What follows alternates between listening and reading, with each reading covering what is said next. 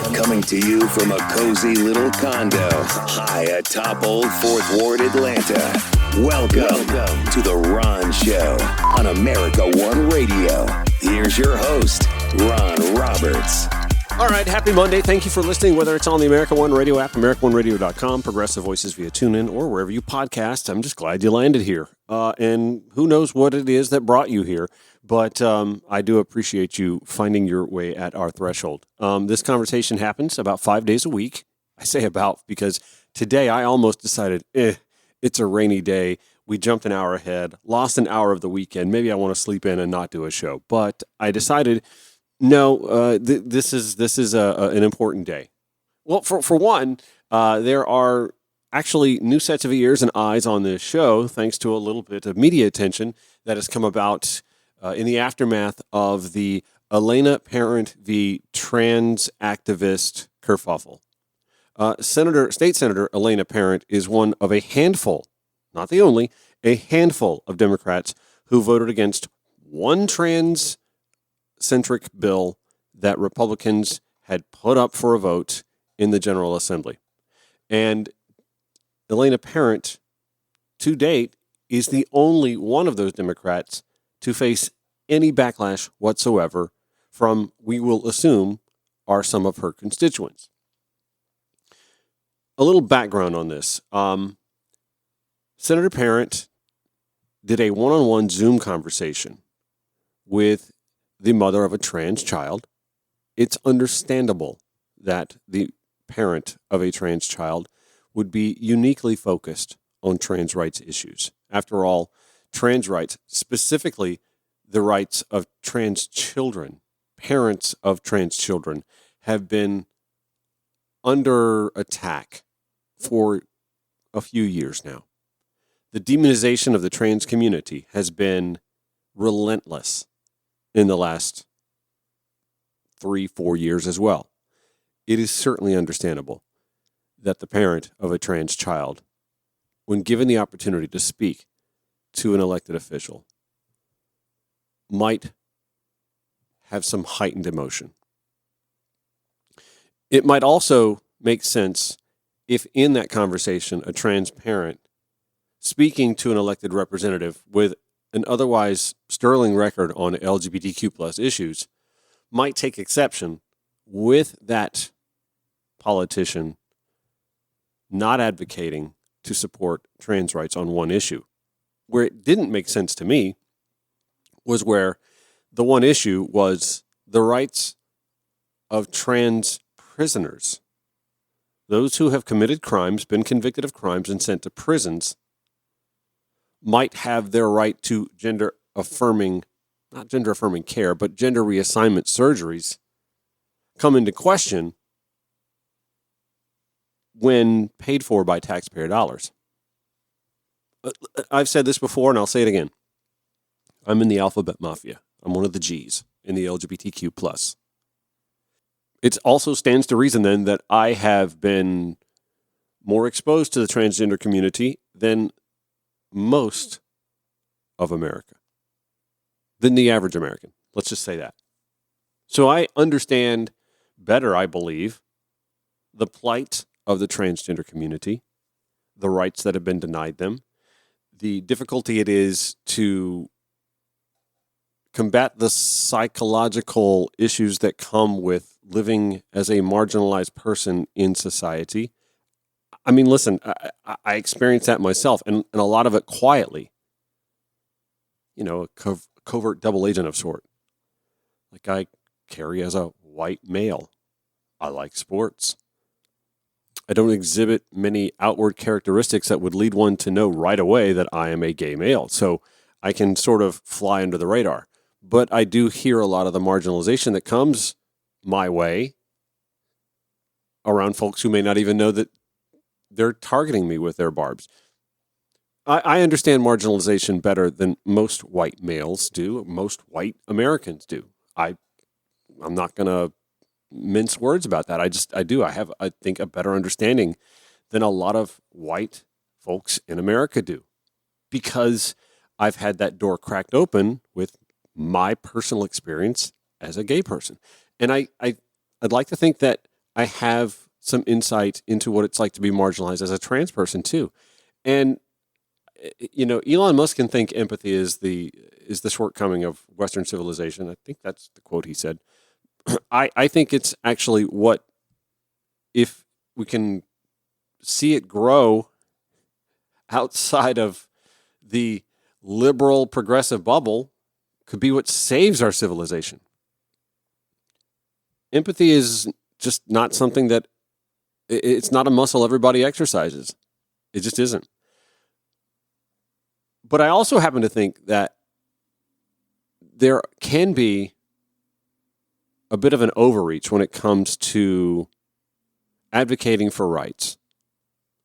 The mother of a 9-year-old trans child talking to a state senator the way that activist did was reprehensible. It was beyond the pale. It was awful.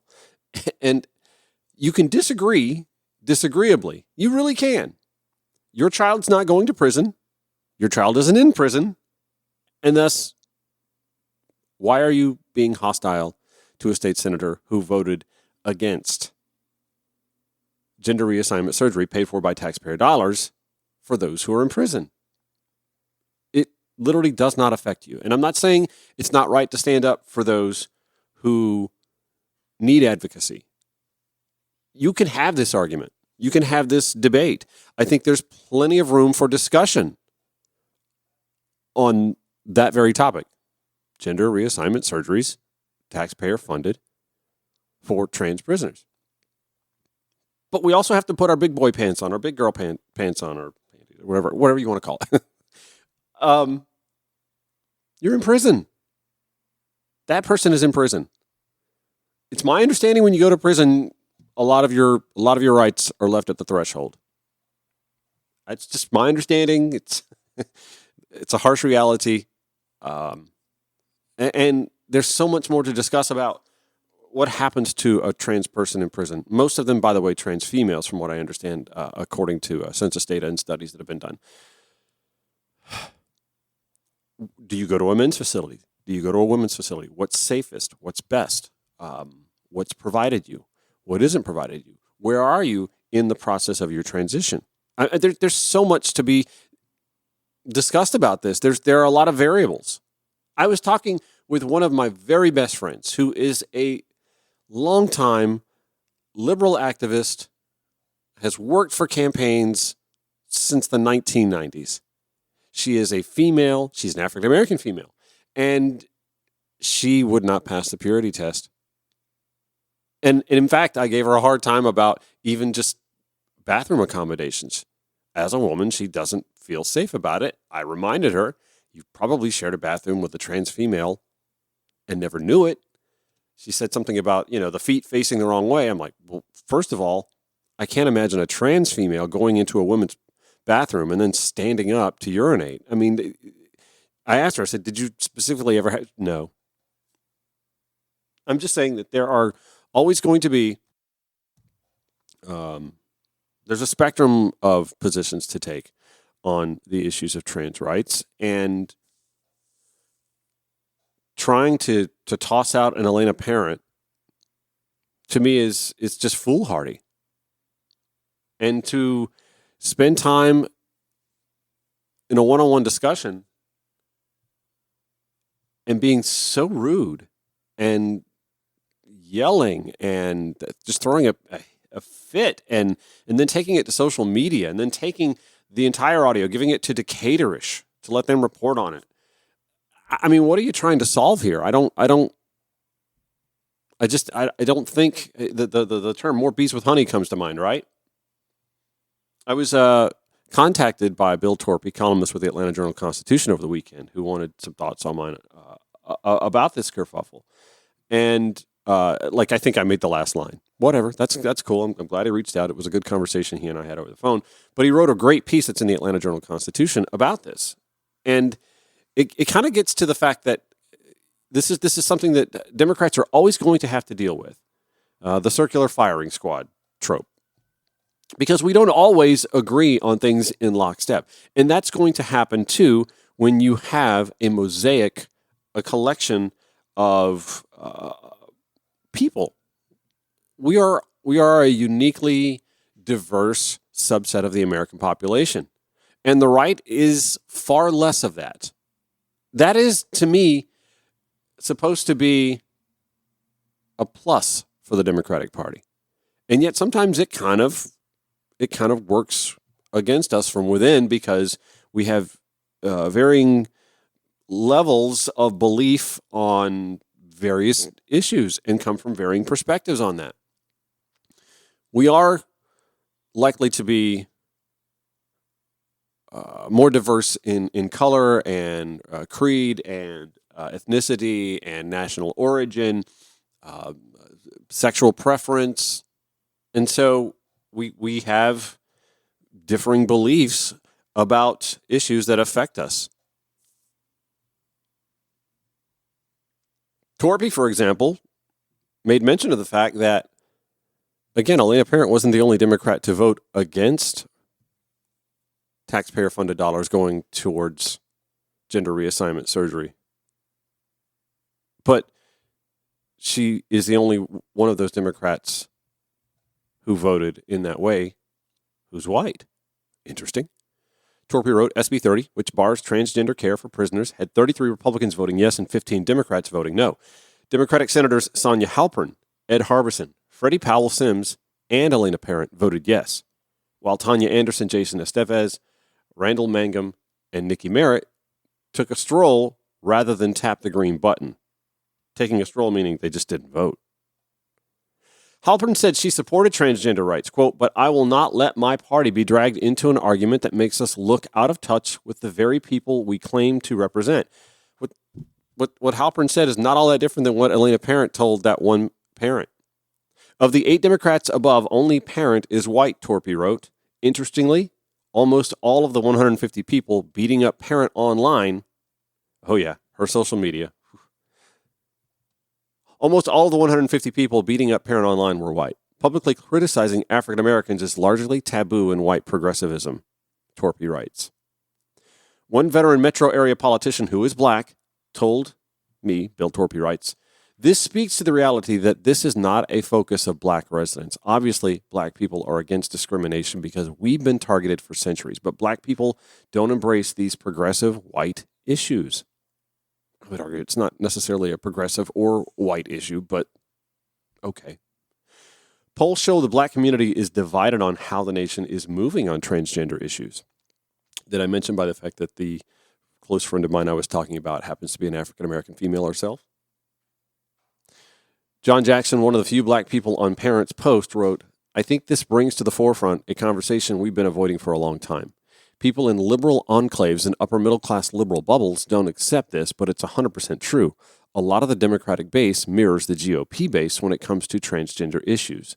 I mean, a lot. Jackson, a former DeKalb Democratic Party chair, told Bill Torpy his party has been weak in responding to Republican attacks and bad messaging overall. Now, who does that sound like? Does that sound like me last week? Because that's exactly what I said in the first conversation I had about Elena Parent and her responding to this one-on-one questioning on trans rights issues. And by the way, I do have both of those episodes available via podcast or at ronshowetl.com if you want to go back and listen to my dissertation of both the viral clip that made its way, and then once I had a chance to listen to the entire conversation, I had an entire other podcast about that. Feel free, go back and listen. Jackson said, Democrats don't have a strong agenda for the working class, noting that Trump chipped away at just about every Democratic demographic constituency in the last election, other than educated whites. It's like they care more about trans rights than poverty, Jackson said. I would disagree, because I don't think trans rights were issues that came up because Democrats were pursuing a strengthening of trans rights. It came up because tens of millions of dollars in attack ads were spent targeting Kamala Harris and her prior support for trans rights for this specific cause. Trans rights for those who are in prison to receive gender-affirming care, gender reassignment surgery on taxpayer dollars. Kamala Harris and her campaign, the Democratic Party, they never responded to it. They never said, well, you know the Constitution protects even the imprisoned, right? That if you need medically necessary care, you have to get it. You are owed that right. The Constitution provides that. It's a real simple conversation. Now, you can have a debate about what is medically necessary versus what isn't. Again, that's a debate, a conversation that can and should be had by the public writ large. Jackson continues. There are Democrats who can communicate with working class voters, but the Democratic elites don't want to do that. I don't think that this one specific activist who sat down on a Zoom call with Elena Parents is a Democratic elite. She's not. She's a mom of a trans child who, again, for some reason, decided to berate Elena Parent over an issue that has no bearing on said trans child, who, again, is 9, not in prison, not headed to prison. You would think not going to wind up being in prison at some point in time. Torpy continues, Parent got herself caught in this tantrum after a one-on-one Zoom call with Lena Cutler, a Decatur mother who has a 9-year-old transgender child. The call was to pin down Parent on her transgender prison vote. It just made no sense to me. And again, as I covered this last week, the woman got increasingly angry. It got tense. Torpy then brings me in on the conversation. Liberal podcaster Ron Roberts, who broadcast The Ron Show, criticized Parent last week until hearing the whole unpleasant recording. On the next day's show, he pondered why Parent didn't just hang up. And this is what I told Bill Torpy. It's stressful for progressives like myself that we want ideological purity tests that no one can meet. And Torpy's last line is the one that we need to remember outside the MAGA bubble. Meanwhile, Donald Trump and his ilk are unmaking the world. Thank you for listening. This is The Ron Show on America One Radio and Progressive Voices via TuneIn. Feel free to call or email the show, 404-919-2725, ron at ronshowatl.com. I even got an email about the Elena Parent situation from someone who I guess wanted to come at me and attack my progressive bona fides. Even though I did not go back and listen to either episode of my conversation on Elena Parent, the trans mother. And the reason I didn't is because I was charged with, again, having to defend my progressive bona fides when I don't think I even necessarily made a statement about where I stood on that specific issue. I'm not even sure I have to this point. I certainly understand the conversation that folks want to have about it. I certainly understand where there can be those outside the MAGA bubble who go, wait, should taxpayers be funding gender reassignment surgery, though? Isn't that's first of all, it's a very expensive process. I mean, a drop in the bucket when you're thinking about the federal budget, sometimes the state budget, and there are only so many folks in prison to begin with who are trans. It's a conversation worth that. But I don't think I've even come out and said, yeah, no. I did say I understand why there is a hesitation, why there is pause to broadly support it if you are a Democratic politician with aspirations right now. Because, again, we just are coming fresh off a 2024 loss where the Democratic Party presidential nominee did not have an answer to an attack ad. Tens of millions of dollars. Again, not a huge expense, but still a very targeted ad buy that attacked her because she understands that the Constitution has to allow for medically necessary medicines and procedures for folks in prison, all prisoners. So anyway, I got an email. It was I'll just give you a little taste of it. I had the opportunity to check out your two-parter on Elena Parent. I wanted to let you know that I'm wildly disappointed in your milquetoast position on progressive issues, your ability to compromise your beliefs for political gain, and your paternalistic and cloyingly saccharine defense. Oh, somebody's got a thesaurus of Senator Parent's role in her discussion with the mother of a trans child. In your performance, you outlined quite clearly your views on trans medical care. I didn't, though. In glaring opposition of the medical opinions of the leading health bodies, but hey, you're a podcaster, you get to make up your own rules. But I didn't. I didn't give an opinion on that, and this doesn't help. This doesn't advance either cause. This approach, the mother's approach, and a lot like in listening beyond just the viral clip of the conversation with Senator Elena Parent and Lena Cutler, the further I dived into this email, the nastier and honestly weirder it got. And so because I don't get hate email that often, I even decided, you know what? I'm going to respond. I did just like Elena Parent did. I decided I'm going to give this one person the attention that I believe that they deserve. And I did. I'll dive into that back and forth a little bit. And then we got to talk about some other things that we've got to do some house cleaning on within the Democratic Party. Stand by. The Ron Show. It's America One Radio, Progressive Voices via TuneIn or wherever you podcast. Broadcasting 5 days a week to make common sense common again. This is The Ron Show on America One Radio. A little later in the show, we're finally starting to hear from folks from within the former Biden White House about the weekend at Bernie's-ification of that presidency in some way, shape, form, or fashion, a touch of the gaslighting, and just how we wound up where we are today, thanks to a litany of missteps when it came to positing a re-election run for President Joe Biden versus turning the page. I'll get into that in a little bit. I want to go back to some of the reaction that's coming from, I hesitate to even say the progressive flank of the party, because I don't necessarily think that all progressives are in lockstep with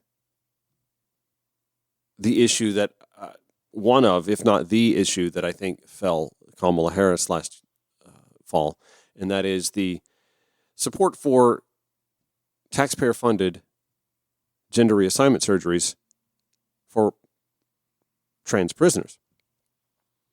I got a nasty email about this after I decided to spend a couple of days last week opining about Senator Elena Parent, State Senator Elena Parent here in Georgia, having a one-on-one Zoom call with a trans mother who berated her, was literally called her a piece of shit for not voting against a bill that would have ended taxpayer funding for those gender reassignment surgeries.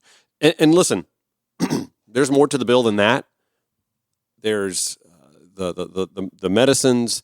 There's other forms of gender affirming care that do not relate to surgeries that come up in that bill as well. Nonetheless, I just don't think the tone was constructive or productive in any way, shape, form, or fashion.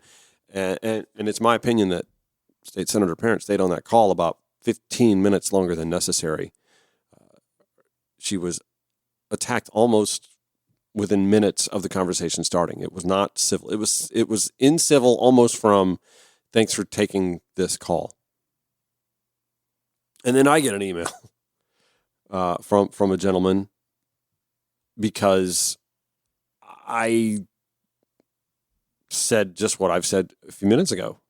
This was incivil. It was beyond reprehensible. It was outlandish to speak to another human being, someone who is, in general, an LGBTQ plus ally and advocate, over an issue that doesn't affect that mother, the mother of a trans child, 9-year-old, isn't in prison, isn't going to prison, has no plans, I would think, to wind up in prison. I understand being passionate about trans rights. I do. Again, I'm in the alphabet mafia myself. I'm a G. I don't understand being so overtly hostile. If you were the mother of a trans child or the sibling or the parent, I don't know, if you had a trans loved one in prison and this was, I can certainly understand passion then. And there's an argument to be made. There is a discussion to be had about whether or not gender reassignment surgery are medically necessary, or how long is this person in prison? Which prison are they in? Are they in a men's prison, a women's prison? There's so many conversations that could be had about this. This is a conversation worth having, but it's not, to me, something that within the Democratic Party we need to be attacking each other over. We need to be fostering the conversation and at least being somewhat grateful, I would say, that we have a party that wants to have that conversation versus another party that just wants to just demonize altogether and ostracize and, treat the LGBTQ plus as doormats. This is so eerily similar to 2004. Gay rights advocates wanted marriage to be the law of the land. It would be 10 years later that we actually got it, and we got it through judicial action. And at the time in 2004, the overwhelming majority of Democrats were for civil unions. It was the M word. It was that one word. And I get it. There are differences between civil unions and marriages. And even then, we're in 2025 faced with the scepter of conservative politicians coming after marriage rights again. But at the time in 2004, there was a general election campaign with the re-election campaign of one President George W. Bush, who had already presided over 9/11 and brought us into 2 unfunded wars that would wind up costing us trillions of dollars and tens of thousands of American troop lives, hundreds of thousands of Iraqi civilian lives. You could argue didn't really address the war on terror in a responsible or fiscal manner. And there were gay marriage bans on state ballots. I believe that that's what helped deliver George W. Bush the presidency, the re-election of. We didn't exactly coalesce at that point either. And we're not coalescing now. And man, it may feel like a long time away between now and 2028, but 2026 is coming. And you're already going to have, I would assume, somebody who's going to try and primary Elena Parent. Are they going to try and primary the other Democrats that voted voted with Parent in support of that measure? But she, as Bill Torpy wrote in the Atlanta Journal-Constitution today, she's the only white Democrat that did. And within the rest of that batch, we're talking about African-American politicians. I'd never thought about the racial component before, but it is interesting.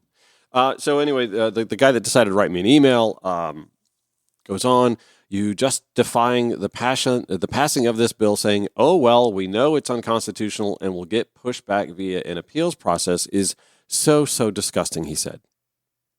I do happen to think that it's unconstitutional. And I do happen to think that the courts are going to strike, if this bill were to pass, law. He said, that's you saying you openly know the issue is morally wrong and legally unsupported. I think there's a conversation to be had about the morality of it. I think it's morally wrong to target the marginalized in such a fashion. I do think there's a conversation that should be had about medical necessity. And I'm willing to have that conversation. People are attacking other folks now for even wanting to have the conversation. What? It's an open, closed discussion? Come on, have the conversation. Enlighten me. I'm fine with that. I beg people all the time to come on my show to enlighten me. That's what I did this show for. That's what I started this show for more than 2 years ago. But don't just attack. That doesn't solve anything. Morally wrong, legally unsupported. Yes, I agree it is. And yet you support voting for it for some phantasmagorical political gain, this writer questions. I don't know that there's a political gain, but I think that there are political concerns to vote the other way if you have aspirations beyond the office you hold now. And the Kamala Harris misstep in 2024 is the prime example I keep giving. So the letter continues, which doesn't actually exist. Okay, except it did, 2024. Because there is not some mythical, centrist, undecided voter sitting at home saying, oh, geez, I'm bang up alongside these progressive policies, but boy, howdy, she voted for medical care for trans people in SB 185, blah, blah, blah, blah. I've said that before. There's no such thing as a Reagan Democrat. That's a myth. But, and I don't think there's anyone who's going to say, well, this one issue, she differed. But I think that goes the same way. I don't think at the end of the day, it's smart. There are some voters who did this. I don't think it's smart to look at, say, a Kamala Harris and go, yeah, but Gaza, for example. Well, how is that playing out? It's no better, right? Again, At least you have a party that's wanting to have a conversation. Okay, Gaza's actually a bad example because the Democratic Party didn't even want to have somebody speak for the plight of the Palestinians at their convention. But again, preferable to the alternative, right? Letter continues. Then we get to my favorite part. You exclaimed in horrified tones that no one ever deserves to be spoken to in such a way. Hard disagree, this writer writes. You are more worried about someone's tone of voice than the content of their message? Are you so blind to the passion of a mother in pain? That mother doesn't have a child in prison. That was the point all along. Your ability to turn a blind eye to the suffering of another is unfortunately unsurprising, despite verbally hiding behind your cloak of queerness. What? As if that somehow insulates you from having shitty opinions. In your opinion. You are still an affluent white male. Okay, I'm not affluent.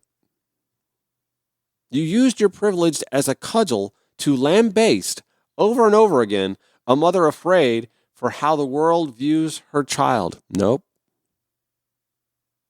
I have some insight. I understand what it's like to be viewed as something other than normal. And I can completely understand why a parent would be concerned about that. But that specific bill had nothing to do with that.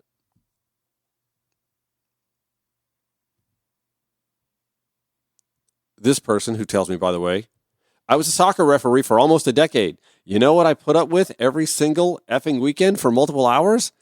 Pissed off people. So do doctors, cops, McDonald's workers, and countless other people facing professions. Elena's job is to answer to her constituents. I did respond to this email. Much like Elena Parent responded to one person's coming at her. Longer than should have. I may have spent more time on this response email than I should have. But I did, and I said, I don't believe I even stated my personal opinion how I'd have voted on SB 165, 185, were I in the state Senate. I'm curious what milquetoast position you're even referring to. Feel free to quote me. Next point. What I'd like to think you did hear me say is that, and I'm paraphrasing myself somewhat, until the Democratic Party on the whole gets its messaging correctly, I don't hold hostile feelings for any aspirational politician left of center, having some concerns about the very line of attack that many of us believe sent Kamala Harris' 2024 campaign, largely because the attack went unanswered. That doesn't mean I fall into the herd mentality here, nor do I necessarily even believe Senator Parent does, but I can't fault her for taking a position she believes most of her district believes in as well. Third point, I didn't in any way justify passage of the bill over to the House. I rationalized Parent's vote having zero meaning to its passage or failure. Big difference. I'm unsure how this all plays out for Parent should she run for higher office. My sense is it won't matter. And if she runs for the seat she has now, my hunch is she's probably safe to reclaim it in a primary in general. I say all that to say I'm not entirely sure why she voted the way she did, but I'm going with she saw it rickroll Kamala and is a little gun shy. Fourth point in my response email, skipping all the hyperbolic boy howdy stuff, mostly because hyperactivist purity tests are the kind no one passes. But hey, I'm a podcaster who also came with a 28-year broadcast career that taught me long ago you can't please everyone all the time. So I don't try to. I get it. You're trying to get under my skin and or insult me, minimize me, or whatever. It's unnecessary. I'm happy to address you respectfully if you're good to do the same. And that is something that Elena Parent should have said to that mother. I'm happy to address you respectfully if you're good to do the same. Lena Cutler had no interest in being respectful. Elena Parent stayed on the call too long. Fifth point, I'm not at all sorry to call it as I heard it. Lena Cutler was completely out of line. It's certainly not the kind of pitch the movement needs advocating for it. As a gay man myself, I'd hard pass on her speaking for my rights like that. I would tell, if that were my mother, I would tell Mom, you're not helping. Lena's kid's 9 years old.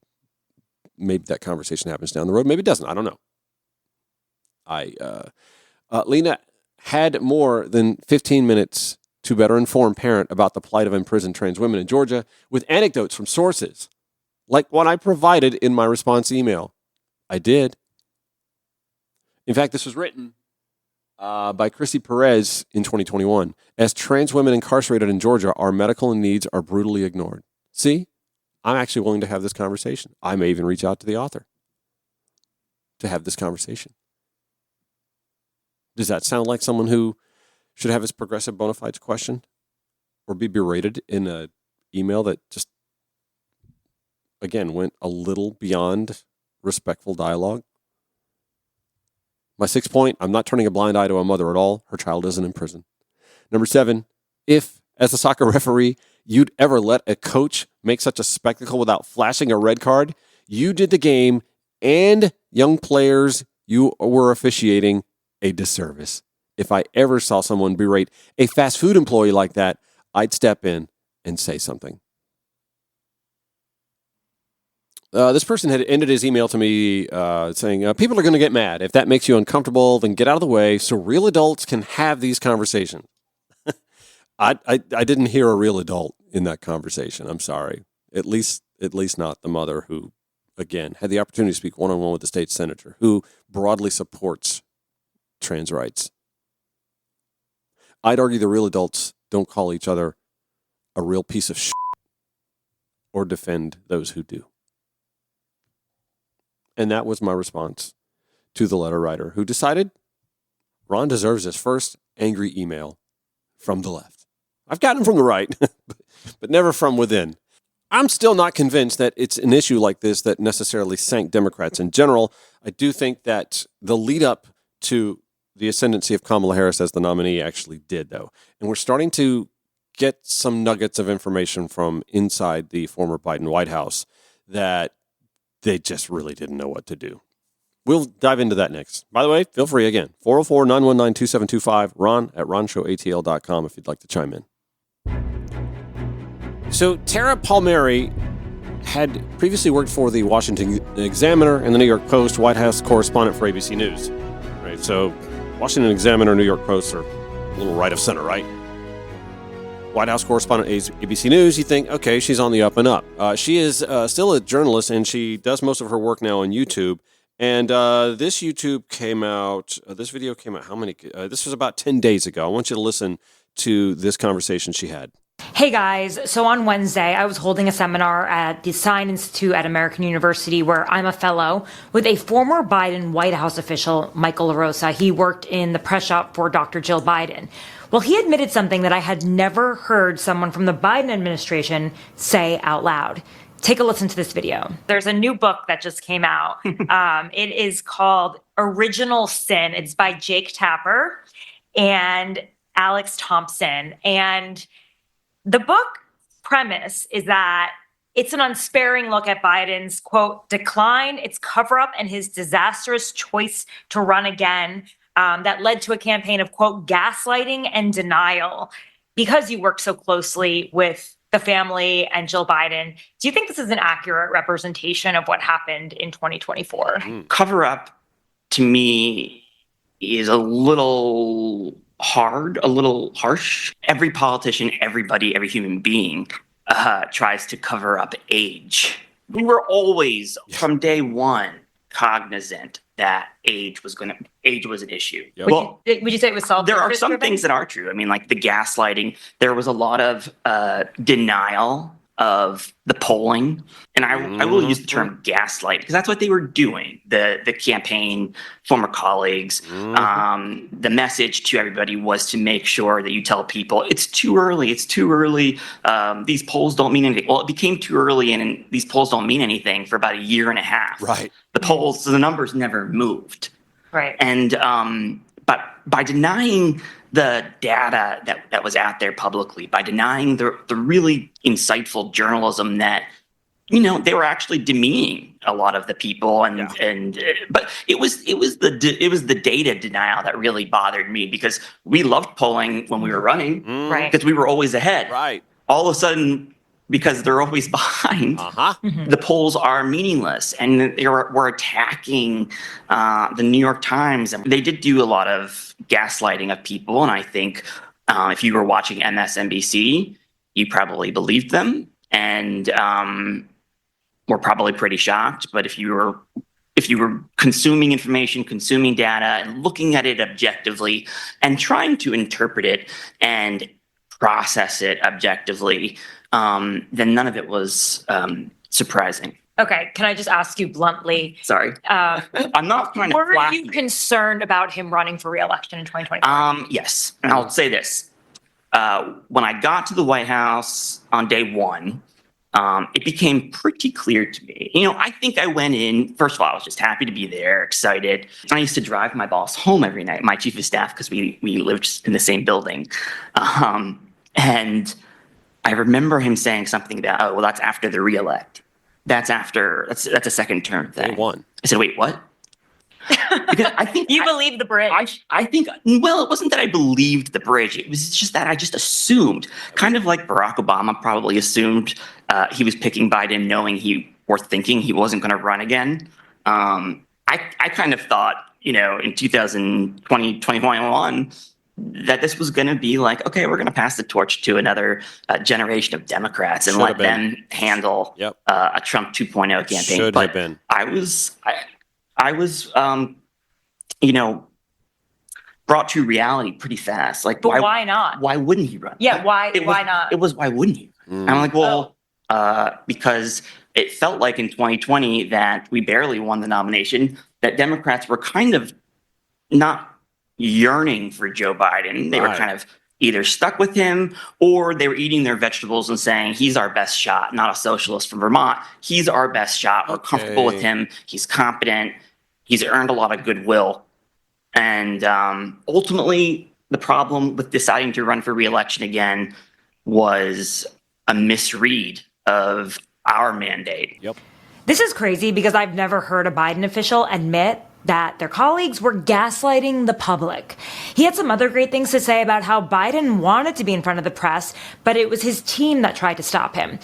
We had some technical issues with the main feed, so the following clips are just from a phone, but take a listen for yourself. The president's team was scared to death of